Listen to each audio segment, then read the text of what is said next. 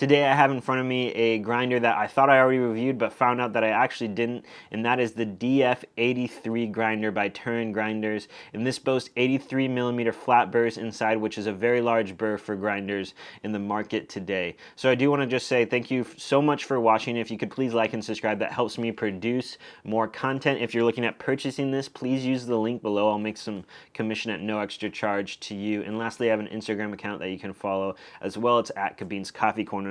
So this grinder was sent to me from Espresso Outlet / Turin Grinders. They're both the same company, just kind of different branding on that, but both owned by the same guy, which is Joe Kolb. And they did send me this in exchange for free. I also do run their social media accounts on Instagram, so that is a huge disclosure on that this is kind of how that works.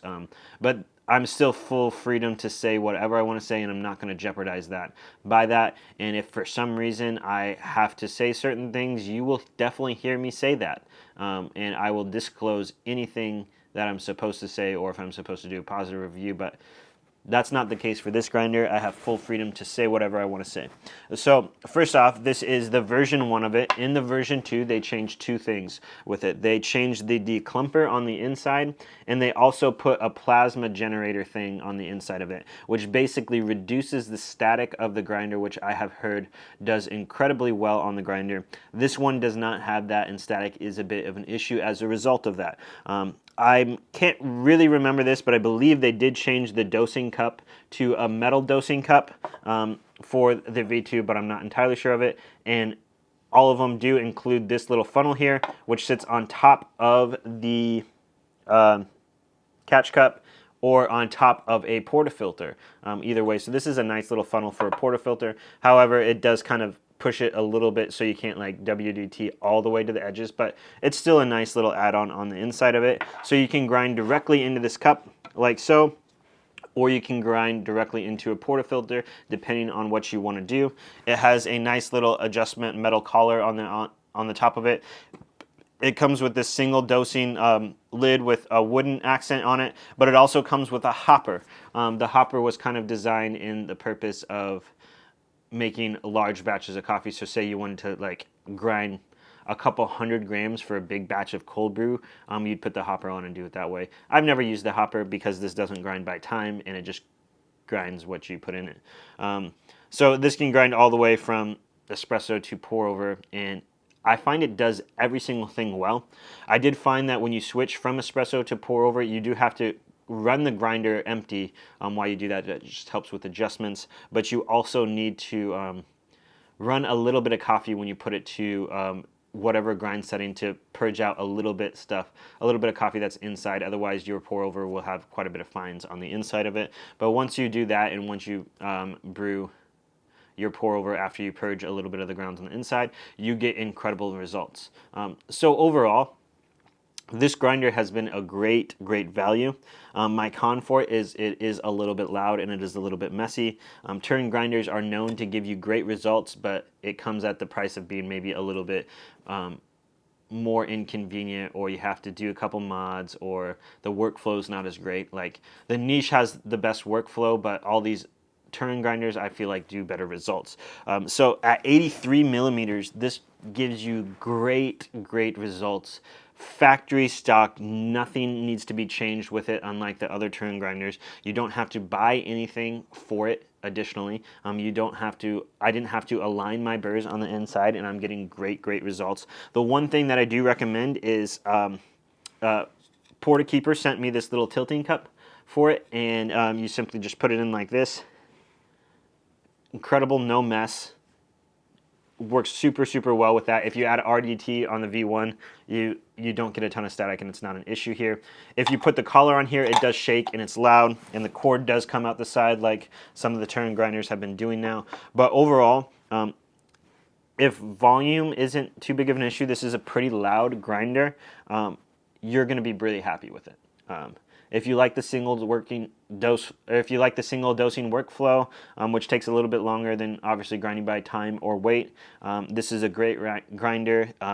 It doesn't give a lot of retention on the inside. It doesn't have a lot of buildup on the inside even after not cleaning it very often.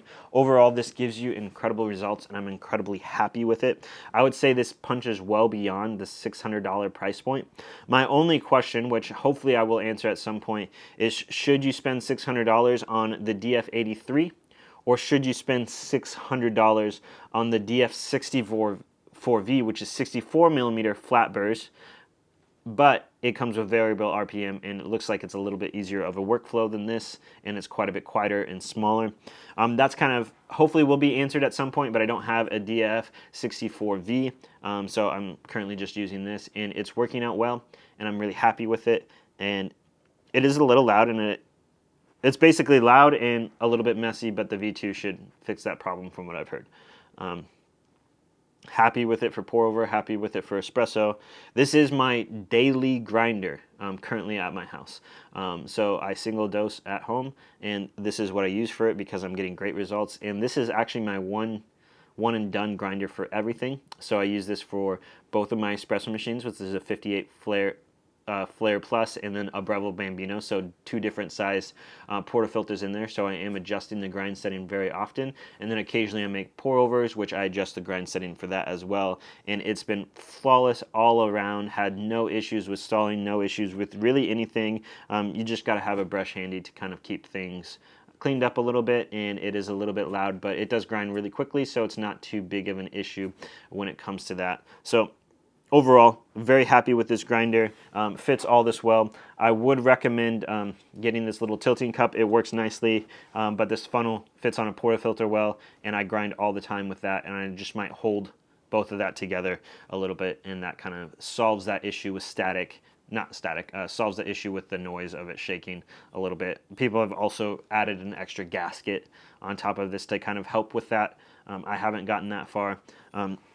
You can add the plasma generator to the version 1 and the declumper to the version 1, and I think it's maybe like 40, 35 bucks, something like that, to buy that and add that on there. And it seems like a pretty straightforward install, but you do have to cut some wires on the inside and fix that plasma generator to it. But I feel like it might be worth it, or you can just kind of do what a lot of people do, which is simply just kind of do the RDT method, which is basically adding a little bit of droplets of water to your ground, shake it up and put it in there, and that kind of reduces the static. This is the first grinder that I've ever done that on, and it's been working well. It just sticks to the cup a little bit more when you're pouring it in there, and you kind of have to push it out a little bit. But yeah, this is the grinder. If you have any questions with it, I think this is a really, really good grinder for home that you won't need to upgrade from. There's a lot of grinders that constantly come out, and the quality of these grinders are very, very, it's very small from grinder to grinder. I definitely noticed it from the 64 all the way up to the 83, the better results that you get. You can even slap SSP burrs in there for another 350 bucks, making this a $1,000 grinder. But overall, don't feel like you really, if you have this grinder, don't feel like you really need to upgrade from it. I have some more expensive grinders, but this one does a phenomenal job in comparison to those grinders for a fraction of the point. So when you see all these grinders out, don't feel like you constantly need to be trading them out and upgrading. If you have a DF64, I wouldn't necessarily recommend upgrading to the 83 or anything else for that matter. That DF64 will get you a long ways and do well. But yep, this is the 83. It's a phenomenal grinder. It'll give you great results, better than most of the grinders that I've tried. And I'm very, very happy with it. So again, thanks to Joe for sending this out to me for a review, and I hope you guys find this helpful. If you have any questions about it, please let me know in the comments below, and I would love to help you out with that. Happy grinding, and I'll see you next time.